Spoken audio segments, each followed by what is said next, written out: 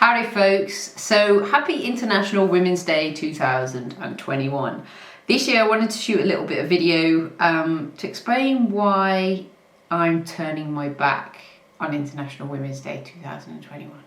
That's not strictly true, but I did write an article on why I believe that instead of having the whole hands up to show support, that in fact this year I wanted to put the hand down and raise up the sleeves. Now, if you haven't already, please go ahead and read the article. I know a lot of people are going to sit on the fence with this one, and it is not to say that I do not support any kind of movement that brings awareness to women and equality in the workplace, because as you know, that's everything that I'm about.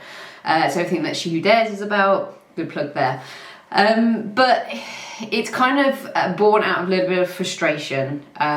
You see a lot of campaigns that are out there trying to raise awareness, and for me it's all about awareness is super, but what are we actually doing? What's the nitty-gritty dirty work that we're doing to help support women?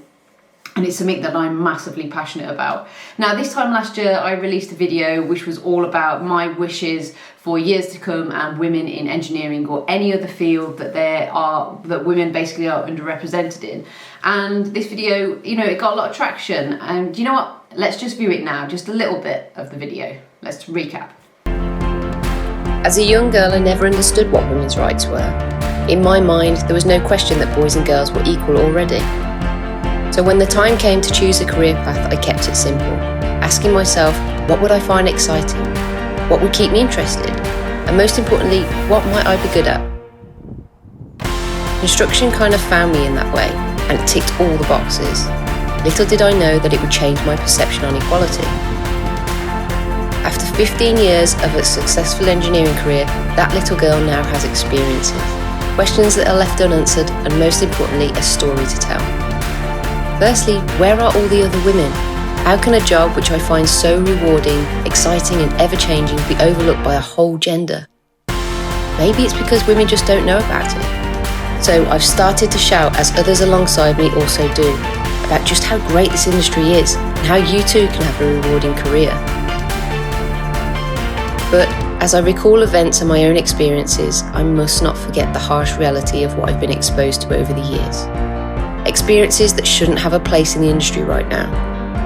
But with less than 11% of women in construction, the reality is it still really is a man's world. My desire to shout from the rooftops about just how amazing this industry is gets stifled by the little girl inside, who starts to recount the issues that stop so many women thriving in this industry. But as the fire starts to dwindle, I remind myself that this industry needs more women, and most importantly a shift in culture, so that those women can not only survive but thrive. Let's rebalance the numbers and enable that positive culture change. This little girl hasn't lost hope yet. So there you go, and this year I was thinking, what do I do for this year? Do I do another video to help empower and inspire? And I thought, no, I'd actually like this year to do some written content. So that's what the article is all about.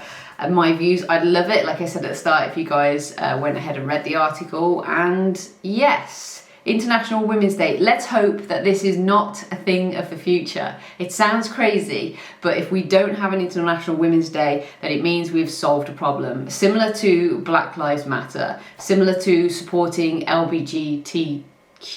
I think I got that right. But yeah, let's just focus on things that make these issues of the past, because I'm in an industry which is getting better. There is hope, and I love it. I love the work that I do, and I work with some extremely supportive people and some wonderful guys who don't have any issues with women working in construction. And it is a great place to work, but there is an underbelly. There's an underground dark area of construction where women struggle. And that's what we need to bring awareness to, which helps with International Women's Day. But also for me, I want to learn how we can change that, and how, from my experience, we can ensure that anyone coming into the industry in the future, or even now, is feeling supported, so that they don't have to go through some of the things that that I've experienced over the years. Now, for anyone that's interested, go and hit up the Instagram. You'll find lots of interesting things there, not only from me, but from other women in the industry.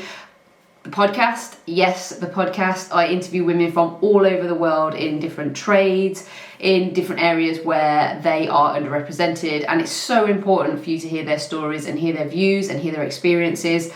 A lot of it positive, but the negative stuff we get in there. We discuss how they cope with things and, you know, how they see the future changing. So yeah, International Women's Day. Not quite turning my back, but yeah, I wanted to take a little bit of a different stance on it this year. So if you haven't already, please go and hit the subscribe button on this channel. Support it any way you can. Listen to the podcast, and for merch, hit up the website shewhodareswins.com. And yeah, YouTube. You've been missing me, but I'm back. And it's cold in here, which is why I'm wearing the hat. So yeah, that's it from me. Happy International Women's Day. Please go and read the article.